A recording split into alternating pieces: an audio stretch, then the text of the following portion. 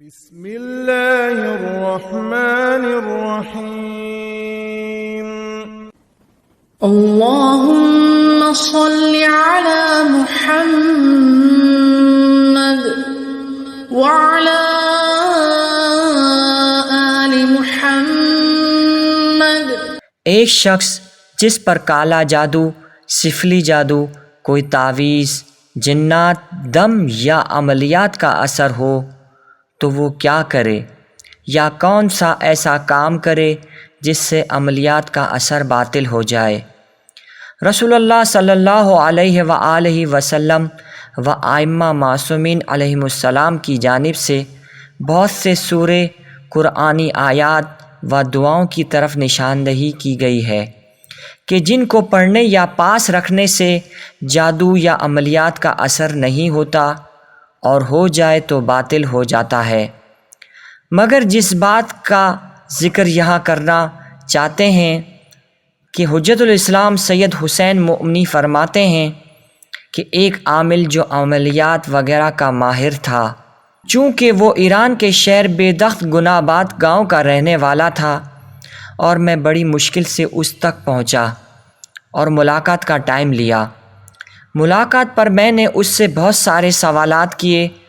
آخری سوال جو میں نے اس سے کیا وہ یہ تھا، اول یہ کہ عامل و عملیات کے کام میں جھوٹ بہت زیادہ ہے،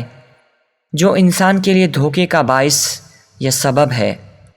دوسرا یہ کہ انسان کی لاپرواہی عملیات کو زمینہ فراہم کرتی ہے، یعنی انسان کے خود اپنے ایسے اعمال ہوتے ہیں کہ جس کی وجہ سے عامل اپنے عملیات میں کامیاب ہو جاتا ہے، مثلا نماز کا نہ پڑھنا،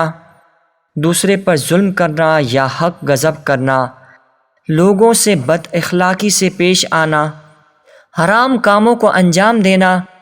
گھروں میں لاو و لب کے آلات یعنی موسیقی یا گانے کا سننا یا ہونا، چند مخصوص جانوروں کا گھر میں ہونا۔ یہ ایک تفصیلی بحث ہے۔ مولانا حسین مومنی نے عامل سے پوچھا، ہم کچھ دیر کے لیے فرض کر لیں کہ یہ تمام عوامل کے ساتھ اگر کسی پر عملیات کا اثر ہو جائے تو کیا کام کرے کہ اس سے نجات حاصل کرے؟ وہ عامل جواب دینے سے کترا رہا تھا، کیونکہ ظاہر سی بات ہے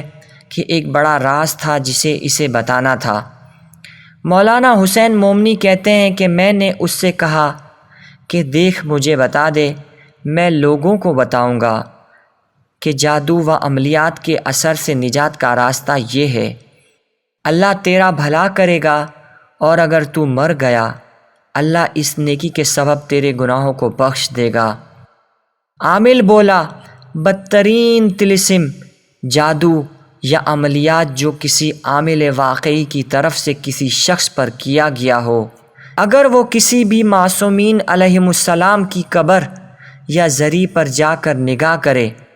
مثلاً کربلا میں امام حسین علیہ السلام کی زری پر ایک نگاہ کرے، یا مشہد میں امام رضا علیہ السلام کی زری کی زیارت کرے، یا مدینہ منورہ میں رسول خدا صلی اللہ علیہ وآلہ وسلم کی زیارت کرے، یا دیگر معصومین علیہم السلام میں سے کسی کی بھی قبر پر یا زری پر جا کر حاضری دے، تو وہ جادو و عملیات سے نجات حاصل کر لے گا۔